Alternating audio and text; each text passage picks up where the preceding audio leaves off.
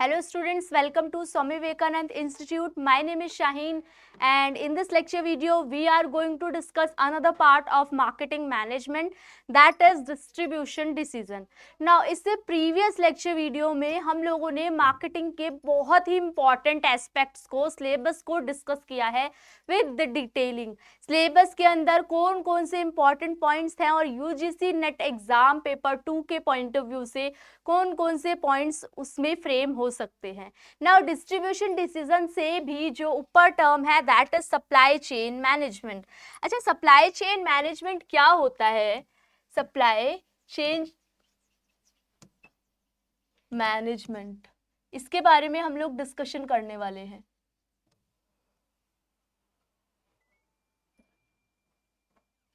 Okay, so basically supply chain management का मतलब होता है कि through the origin to the point of consumption किस तरीके से आप अपने प्रोडक्ट को कस्टमर को डिलीवर करोगे with the best benefits. Okay, और ना केवल अपने जो ऑब्जेक्टिव है कस्टमर को पहुंचाने का है, उसके बाद आफ्टर सेल सर्विस और you can say that relationship को किस तरीके से आप मेंटेन करोगे थ्रू आउट द जर्नी. ठीक है, कौन कौन से आप वारंटी गारंटी अवेलेबल कराओगे कस्टमर को, ये सारे के सारे इंपॉर्टेंट पॉइंट्स हैं. Now there are two main process in supply chain management. So did you get the point? What is supply chain management? Through the point of origin to the point of consumption, ये जो पूरी process को justify करेंगे ये supply chain management का. Supply means किस तरीके से आप डिलीवर कर रहे हो अपने प्रोडक्ट को. ना supply chain management down stream और अपस्ट्रीम दोनों के पॉइंट ऑफ व्यू से होती है. Upstream process sources material for production. जो अपस्ट्रीम प्रोसेस होती है वो किसके लिए होती है? प्रोडक्शन के लिए. while the downstream process focuses on bringing the product to customer.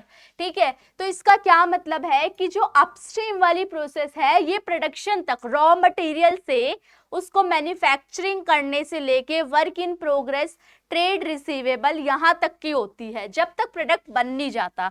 तो सबसे पहले मैंने रॉ मटेरियल को खरीदा, रॉ मटेरियल से वो किस में कन्वर्ट हुआ? रॉ मटेरियल से वर्क इन प्रोग्रेस में हुआ और वर्क इन प्रोग्रेस से that will be converted into finish goods. तो यहाँ तक की जो प्रोसेस होती है that will be treated as upstream. और उसके बाद की जो स्टेटमेंट होती है जैसे फिनिश गुड्स को आप कन्वर्ट करोगे into finish goods will be convert into trade receivable, then it will be converted into cash and then cash to raw material. सो ये वाली जो प्रोसेस होती है कैश तो कंट्रोल करने की that will be consider as downstream process. तो जो डिस्ट्रीब्यूशन एक हिस्सा है that will be considered into downstream process. Now the next one, उसके बाद डिस्ट्रीब्यूशन डिसीजन का मतलब होता है सारे के सारे डिसीजन दैट इंश्योर, चूंकि आपको बताएंगे the efficient delivery of goods बिल्कुल ठीक मात्रा में जा रहा है goods and service to the end users. मतलब जब गुड की ऑरिजिन हो रही है, गुड का ऑरिजिन से लेके कंजम्पशन तक जो लोगों तक पहुंचा, एंड यूजर तक पहुंचा, तो इसकी श्योरिटी दिलाना कि ये एक राइट टर्म में राइट सिनेरियो में है, that is called the distribution decision. Now the next one, फिर उसके बाद देखो we often think of distribution as delivering physical product such as. हम लोग कौन कौन सी चीजों की डिस्ट्रीब्यूशन के बारे में सोचते हैं? जैसे कि क्लोथ्स के बारे में हो गया, वेजिटेबल्स के, बेकरीज के. But distribution also impact services. हम लोग केवल हम लोग गुड्स के बारे में डिस्कशन करते हैं कि क्लोथ्स यहाँ से वहाँ कैसे पहुंचेंगे, क्लोथ्स का ऑरिजिन से लेके क्लोथ्स जब डिलीवरी होगी वहां तक की बात. उसके बाद क्लोथ्स के अलावा बेकरीज प्रोडक्ट हो गए, वेजिटेबल हो गए, पेरिशेबल गुड्स वगैरह हो गए. तो ये किसका पार्ट होता है? ये होता है आपका डिस्ट्रीब्यूशन डिसीजन का। तो केवल नहीं सिर्फ गुड्स के बारे में बात नहीं करनी, सर्विसेज को भी यहाँ पे कंसिडर करना है। सर्विसेज जैसे कि कंसल्टिंग और dry cleaning and digital content included, example streaming music, TV programme.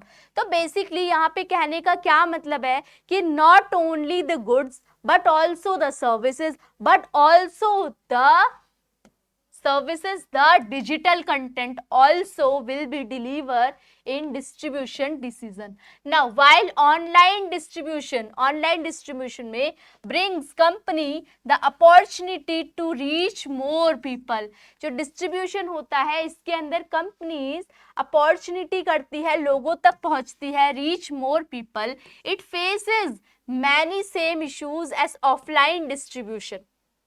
ठीक है, it faces many same issues as offline distribution. तो बहुत सारे ऐसे प्रोसेस होते हैं जिनका जो प्रोसेस होता है वो भले ही गुड्स का हो या सर्विसेज का हो या डिजिटल इश्यूज का हो, डिजिटल कंटेंट का हो, वो उनका जो डिलीवरी होती है that will be related to offline distribution की तरह होती है। For example choosing the right product for sale और converting prospects into buyer.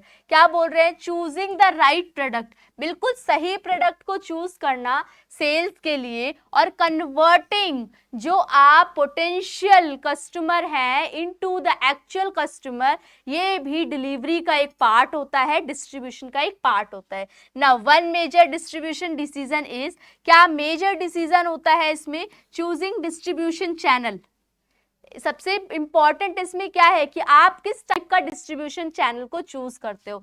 Now there are two type of distribution channel, we already discuss in the previous classes that there are two types of distribution channel. The one is direct distribution channel and the another one is indirect. Now the direct one will be related to the zero level channel. What do you mean by zero level channel? It means that there is no intermediary between the producer and the consumer. There is no agent, there is no intermediaries. The consumer will be get the product directly from the manufacturer. तो basically कहने का क्या मतलब है कि यहाँ पे जो मेन होता है वो जीरो लेवल चैनल के अंदर आता है, इसीलिए इसके जो प्राइजेस वगैरह होते हैं ये थोड़ा सा चीप भी पड़ते हैं, क्योंकि हम डायरेक्टली मैन्युफैक्चरर से और you can say the product producer से खरीद सकते हैं। Now the indirect level of channel, indirect level of channel के अंदर किसकी डिस्कशन होगी? इनडायरेक्ट चैनल के अंदर आप बोलो कि यहाँ पे 1 लेवल, 2 लेवल, 3 लेवल, इन सारे के सारे टॉपिक्स की डिस्कशन होगी ना। 1 लेवल जो चैनल होता है, there is a 1 intermediatory involve between the manufacturer and the producer.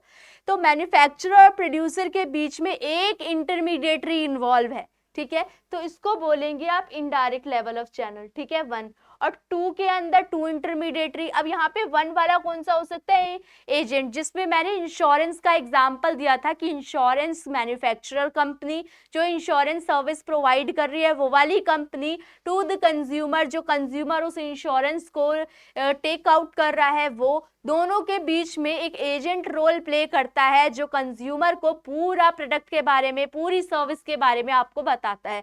तो there is 1 intermediatory, it means it will be known as 1 level channel. Now the second one is 2 level channel. 2 level channel के बारे में क्या होता है? There is 2 intermediary involved between the producer and the consumer.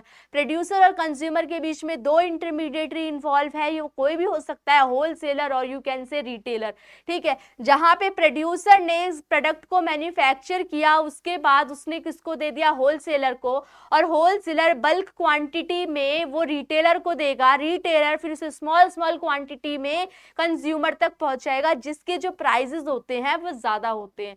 तो ये कौन सा चैनल होता है? 2 level channel. And now the third one is the the 3 level channel. 3 level channel के अंदर हम लोग डिस्कशन करते हैं, there is 3 intermediatory involve between the producer and the consumer. Producer और कंज्यूमर, मैन्युफैक्चरर और कंज्यूमर के बीच में 3 इंटरमीडिएटरी है, that can be play a role of manufacturer, that can be play a role of wholesaler, retailer, as well as you can से an agent also. तो यहाँ पे क्या 3 इंटरमीडिएटरी इन्वॉल्व है, और वो जो प्रोडक्ट है वो कहाँ से स्टार्ट होगा, प्रोड्यूसर से स्टार्ट होगा। प्रोड्यूसर क्या करेगा, उस प्रोडक्ट को मैन्युफैक्चरिंग करके होलसेलर को दे देगा, होलसेलर बल्क क्वांटिटी में उससे खरीद रहा है, फिर वो रिटेलर को उसको सेल आउट करेगा, और you can say there is agent involve between the producer and the wholesaler. You can also say this type of terms also. Now that one is consumer. Okay, यहाँ पे consumer होगा। Next यहाँ पे distribution channel के बारे में बात कर दूं तो डिस्ट्रीब्यूशन लेवल्स की हम लोग डिस्कशन कर चुके हैं, डायरेक्ट और इनडायरेक्ट में। डिस्ट्रीब्यूशन चैनल्स आर पाथ, एक ऐसे रास्ता है that a product goes through from the manufacture to the end user. तो डिस्ट्रीब्यूशन चैनल का मतलब एक ऐसा रास्ता जहां पे आप प्रोड्यूसर से एंड यूजर तक, कंज्यूमर तक पहुंच पाओगे। तो ये वाला जो पार्ट होता है that is distribution channel. Main distribution channel के अंदर इंक्लूड करता है होलसेलर आता है, रिटेलर आता है, ब्रोकर्स आता है एंड डिलीवरी कंपनी, और you can say the agents also, है ना, एजेंट्स भी इसमें इंक्लूड होगा। Now the purpose of distribution channel, क्या मकसद है डिस्ट्रीब्यूशन चैनल का, is to ensure the timely arrival of goods. क्या टाइमली, बिल्कुल ठीक टाइम पे goods, and prevent delayed sales, sales क्या हो जाए, डिले हो जाए, ठीक है। Now distribution channel decision refers to selecting distribution types. जो डिस्ट्रीब्यूशन चैनल है ये आपको क्या बताएगी, टाइप्स के बारे में, लेवल्स के बारे में एंड स्ट्रेटेजीज के बारे में। ओके, तो सेलेक्टिंग डिस्ट्रीब्यूशन, अगर आप डिस्ट्रीब्यूशन को चूज कर रहे हो तो किस टाइप का डिस्ट्रीब्यूशन चूज करोगे, ये कौन से लेवल पे कंसिडर करता है ये, and the one is strategies will be consider into distribution channel. Distribution is also one of the 4 marketing. अब आपको पता है ना 4 P's हमने पढ़े हैं, और 4 इसमें P's के अंदर कौन कौन सा कंसिडर होता है, प्रोडक्ट जिसकी ऑलरेडी हम डिस्कशन कर चुके हैं, प्राइस जिसकी ऑलरेडी हम डिस्कशन कर चुके हैं, promotion yes already discussed in detail, and the next one is place. Place अब हम डिस्कस कर रहे हैं जिसको हमने डिस्ट्रीब्यूशन का नाम दिया है। तो इन्होंने बोल रखा है कि यहाँ पे 4 टाइप में हम कंसिडर करते हैं, 4 में ही एक हिस्सा है डिस्ट्रीब्यूशन का। As a result it can significantly impact a product positioning. तो इसीलिए जो डिस्ट्रीब्यूशन होता है ये फर्क डालता है प्रोडक्ट की पोजीशनिंग पे, प्रोडक्ट की प्राइस पे और प्रोडक्ट का प्रमोशन पे। मतलब ये वाला जो P है ये जो आपका इफेक्ट डाल रहा है ये बिटवीन द थ्री के ऊपर इम्पैक्ट डाल रहा है। इम्पैक्ट ऑन पोजीशनिंग, पोजीशन पे क्या इम्पैक्ट पड़ रहा है, पोजीशन मींस द ब्रांड। चलो, product distributed in a few outlets enjoy a more luxurious image compared to those sold in multiple outlets।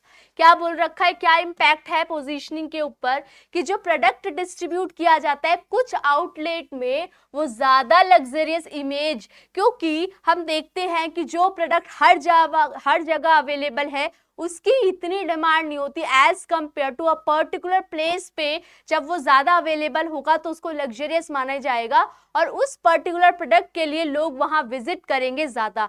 तो जब ज्यादा लग्जरियस प्रोडक्ट होता है तो ये क्या किया जाता है, ये कई कुछ जगहों पे आउटलेट पे लगाया जाता है as compare to the multiple outlet. Now the next one is impact on pricing. Pricing पे क्या फर्क पड़ेगा, देखो अगर कमीशन पे कर रहे हो मिडलमैन को तो इसकी वजह से प्राइस ऑफ द गुड्स पे फर्क पड़ेगा। ऑल्सो लोकल गुड्स में बी लेस एक्सपेंसिव, जो लोकल गुड्स मिल रहे हैं जो ऑलरेडी अवेलेबल है आपके पास मार्केट के अंदर, तो that will be consider as local वाले गुड्स लेस एक्सपेंसिव होंगे, चीप होंगे, you can say as compared to the foreign good as they are shorter distribution channel, क्योंकि उनका जो होता है वो shorter distribution channel होता है फॉरेन गुड्स का, और जो आपके लोकल गुड्स होते हैं इनका जो डिस्ट्रीब्यूशन चैनल होता है that is the high part. Impact on promotion, promotion पे क्या फर्क पड़ेगा? विदाउट होलसेलर, होलसेलर के बिना, एंड डिस्ट्रीब्यूटर, डिस्ट्रीब्यूटर के बिना बिजनेसमैन मार्केट तक अपने प्रोडक्ट को डिलीवर ही नहीं कर सकता, which could consume a lot of resources, जिसकी वजह से बहुत सारे रिसोर्सेज मिलेंगे।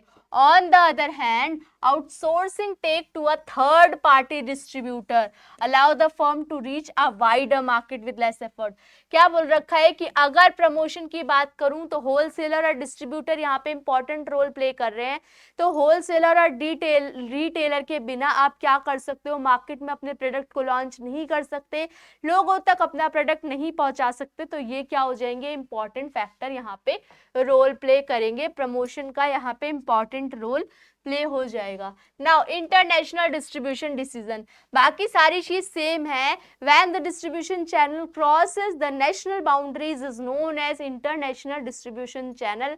ठीक है, उसके बाद इंटरनेशनल डिस्ट्रीब्यूशन जो डिसीजन होता है are one of the strategic decision, बहुत ही इंपॉर्टेंट स्ट्रैटेजिक डिसीजन होता है made by global companies. The decision include, decision के अंदर क्या क्या आएगा? Choices of product to sell overseas, the difficulty in delivering and the degree of control. Degree of control, कितना आप अपने पास होल्ड ऑन करके रख रहे हो कंट्रोल, आप ज्यादा कंट्रोल रखना चाहते हो या आप लूज करना चाहते हो control, that will depend on the product to product. Degree of control the company want to have over the selling process, selling process में कितना आपका कंट्रोल होना चाहिए। तो अगर आप ज्यादा कंट्रोल रखना चाहते हो तो प्रोड्यूसर से आप डायरेक्टली कंज्यूमर तक पहुंचो, one direct zero level channel का यूज करो। सो इससे होगा क्या कि आपके पास कितनी सेल्स करनी है, कितने टाइम में, through out the period of time कितनी करनी है, डिमांड कितनी हो रही है प्रोडक्ट की, all the things will be in your hand, in your control. तो इसी वजह से ये क्या हो जाएगा? प्रोड्यूसर का कंज्यूमर से जीरो लेवल चैनल के लिए बात होगी। There are 3 ways to distribute your product, 3 तरीके हैं आपके प्रोडक्ट को बेचने के फॉरेन मार्केट के अंदर। नाउ सेटअप इंटरनेशनल डिपार्टमेंट, पहले तो आप इंटरनेशनल डिपार्टमेंट्स को ऑन करोगे, कंपनी डायरेक्टली एंटर करती है मार्केट में, और अगर डायरेक्टली एंटर कर रही है तो पूरी तरीके से उसका कंट्रोल है। For example Amazon setup fulfilment center all over the world to pick pack and ship products to customer, लोगों तक अपना प्रोडक्ट पहुंचाने की।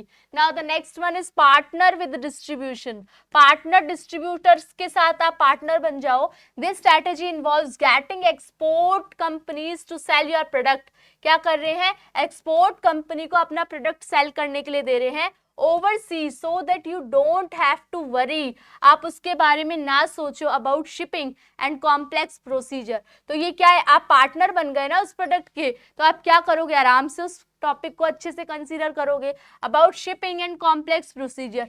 This is the easiest and fastest way, क्योंकि जो आपका पार्टनर है वो उसकी बाउंड्रीज से फैमिलियर है, तो वो आपके प्रोडक्ट को बहुत ही अच्छे से लोगों तक पहुंचा देगा, डिस्ट्रीब्यूट कर देगा, अगर पार्टनर के थ्रू आप चाहते हो। This way to extend your product reach, for example motor sport startup formula E uses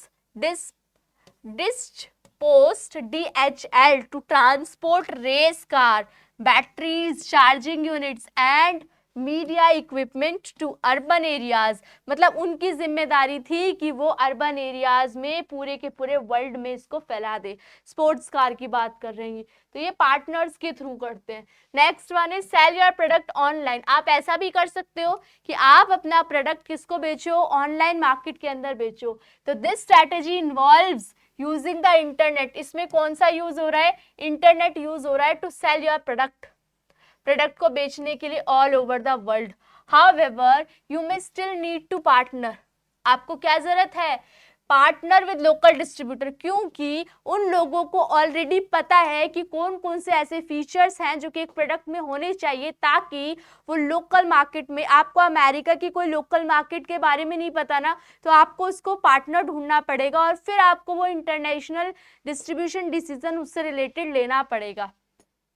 जैसे कि for example e commerce stores e commerce stores clothes को सेल कर रहा है, टेक्नोलॉजी ले रहा है, एंड मोस्ट कंज्यूमर गुड, ज्यादातर कंज्यूमर गुड्स के बारे में बात कर रहे हैं। टाइप्स ऑफ डिस्ट्रीब्यूशन, जिसके बारे में डायरेक्ट सेलिंग के बारे में बात कर ली। डायरेक्ट सेलिंग के अंदर जो प्रोडक्ट होता है वो कहाँ से कहाँ मूव करता है, directly from the producer to the consumer. Example local bakery जो कि ब्रेड बेच रही है लोगों को डायरेक्टली। हमने भी बात करी ना, इसमें कौन से प्रोडक्ट की बात करते हैं, कौन से लेवल की, जीरो लेवल चैनल की, जिसके अंदर डायरेक्टली कौन कौन कंसीडर है, from the producer to the end user, और you can say the consumer. Now it's hard for companies, ये कंपनी के लिए मुश्किल है विद डायरेक्ट चैनल, क्योंकि जब आप बहुत ही वाइड लेवल के बारे में बात करते हो तो जो सिंगल डिस्ट्रीब्यूटर है या प्रोड्यूसर है वो इतनी बड़ी मार्केट को कैप्चर नहीं कर सकता, कवर नहीं कर सकता। दैट इज वाई जब आपको वाइडर मार्केट कवर करनी होती है then you have to go through the other channels like indirect level of channels quickly, as a producer is the sole distributor. However, the perks are that they can offer faster delivery service, ज़्यादा delivery service, and don't have to pay commissions for intermediary. तो जो अपना control अपने and में रखना चाहते हैं तो वहाँ पे वो डायरेक्ट चैनल को प्रीफर करेंगे।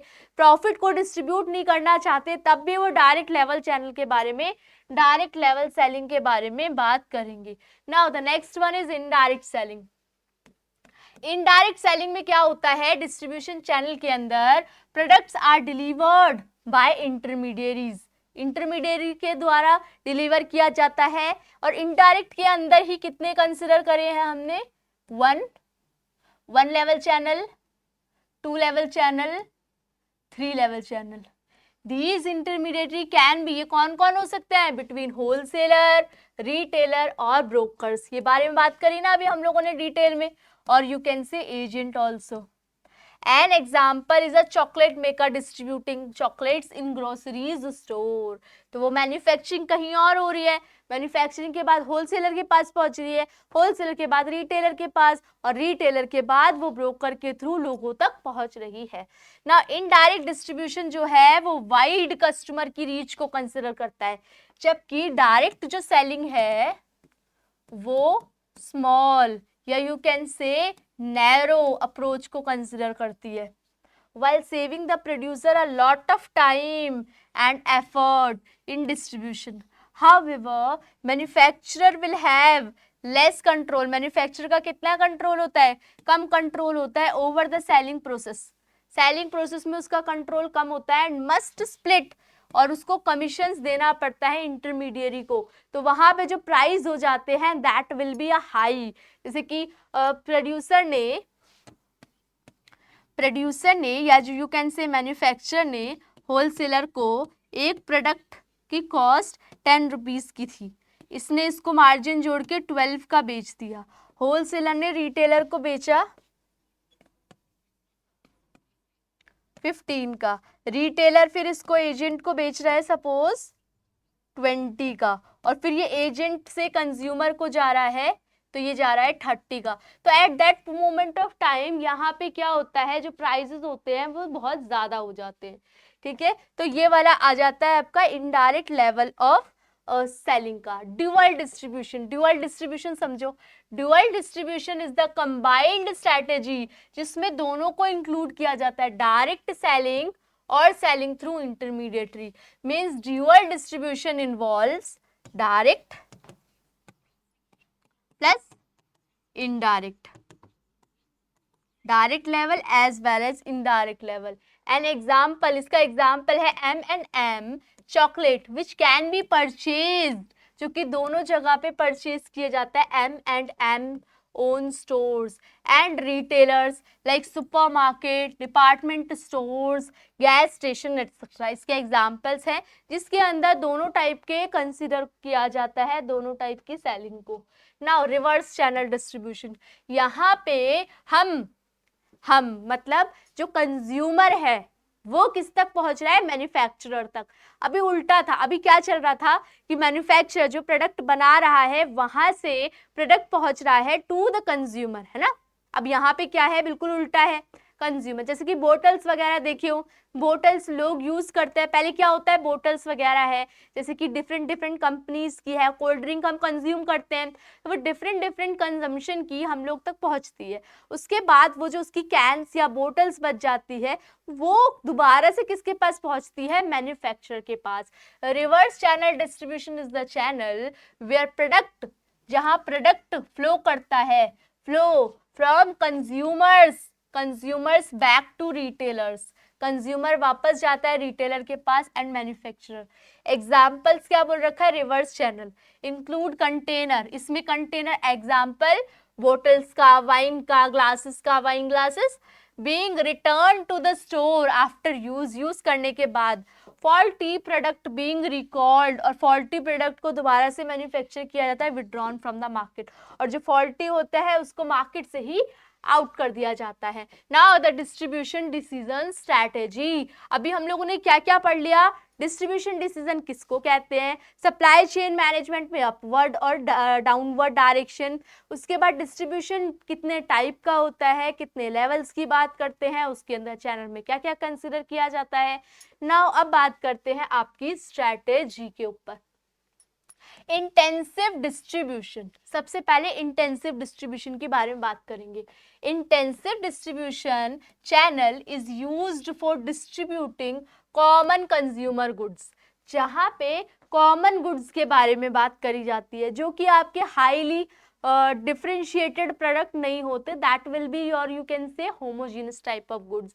Intensive distribution is when companies distribute their product, जब कंपनी प्रोडक्ट को बेचती है through a large number of outlets, बहुत ही वाइड वैरायटी पे आउटलेट्स को बेचती है तब।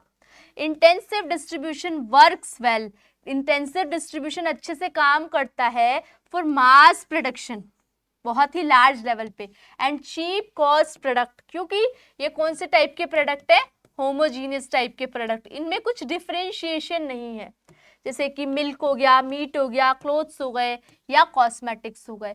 विद दिस स्ट्रैटेजी, और इस स्ट्रैटेजी को यूज करके companies try to cover as big market as possible, और इस स्ट्रैटेजी को यूज करके जो सेम टाइप की स्ट्रैटेजी है जहां पे ब्रॉड लेवल में कंसिडर किया जाता है, क्या कर सकती है, बहुत बड़ी मार्केट को कंसिडर कर सकती है। Example is Hackness beers being sold in supermarkets, ये हर जगह पे अवेलेबल होती है, सुपरमार्केट्स में, रेस्टोरेंट्स में एंड पब्स, इन सब जगहों पे अवेलेबल है। Now the next one is selective distribution. Selective distribution is when, जब कंपनी सेलेक्ट करती है कुछ आउटलेट्स को कि वो अपने प्रोडक्ट में डिस्ट्रीब्यूट करेगी, सिर्फ कुछ आउटलेट्स को ही सेलेक्ट किया जाता है, इसीलिए इसको सेलेक्टिव डिस्ट्रीब्यूशन कहा जाता है। The selective outlets are chosen for their reputation and are responsible, और वो जिम्मेदार है for marketing the product to the customer. The strategy is suited for specialized product, और यहाँ पे क्योंकि selected product है तो यहाँ पे कौन से टाइप की प्रोडक्ट की बात करूंगी मैं,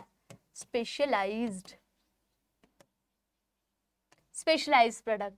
Now products such as technology और fashion, example के लिए Sony TV, Zara are brands that adopt the selective, और ये कुछ brands है जो कि selective distribution method को use करते हैं। Next one is exclusive distribution, very high end products, इसके एंड प्रोडक्ट्स की कॉस्ट बहुत ज्यादा होती है, are distributed in exclusive channel. Exclusive distribution is when company reserve the distribution to one store channel, मतलब एक डिस्ट्रीब्यूशन में या एक ब्रांच में एक चेन को कंसिडर कर लिया जाता है तो ये एक्सक्लूसिव, वर्ड से ही समझ आ रहा है, एक्सक्लूसिव डिस्ट्रीब्यूशन में कंसिडर किया जाता है। Product for exclusive distribution are often, ज्यादातर क्या होते हैं, एक्सपेंसिव और टारगेट मिडल और high income customer. The producers are also well established brands in the market, market के अंदर बहुत ज़्यादा क्या होते हैं, ये वेल स्टैब्लिश होते हैं। AT&T is the sole, AT&T is the sole distributor iPhone के लिए to the end consumer. Gucci and Lamborghini also reserve, और ये भी एक्सक्लूसिव डिस्ट्रीब्यूशन देते हैं टू वन डिस्ट्रीब्यूटर, एक डिस्ट्रीब्यूटर को ज़्यादातर, ठीक है। उसके बाद ये वाला पॉइंट हम कंसिडर कर चुके हैं। सो इस लेक्चर के अंदर हम लोगों ने क्या सीखा, ये सारे पॉइंट्स को कंसिडर किया, जैसे कि डिस्ट्रीब्यूशन डिसीजन क्या होता है ना, चेन सप्लाई चेन मैनेजमेंट क्या होता है। फिर उसके बाद हम लोगों ने डिस्कस किया डिस्ट्रीब्यूशन चैनल किसको कहते हैं, डिस्ट्रीब्यूशन क्या होता है, 4 प्रोडक्ट के बारे में बात करी, 4P की बात करी, क्या क्या इम्पैक्ट पड़ता है उनका, इंटरनेशनल डिस्ट्रीब्यूशन की जो भी स्टेप्स होते हैं वो कैसे आप प्रोडक्ट कर सकते हो, कितने टाइप्स के आपके डिस्ट्रीब्यूशन डिसीजन होते हैं, इन सबको हम लोगों ने कंसिडर कर लिया। तो इस लेक्चर वीडियो में हम लोगों ने डिस्ट्रीब्यूशन को बहुत ही अच्छे से कवर किया है। अगर आप लोगों को कोई भी डाउट्स रहता है related to the particular lecture और related to the other lectures also, you can comment it down. I will give you revert on time. अब आप लोगों से नेक्स्ट लेक्चर वीडियो में मिलेंगे। Thank you for watching.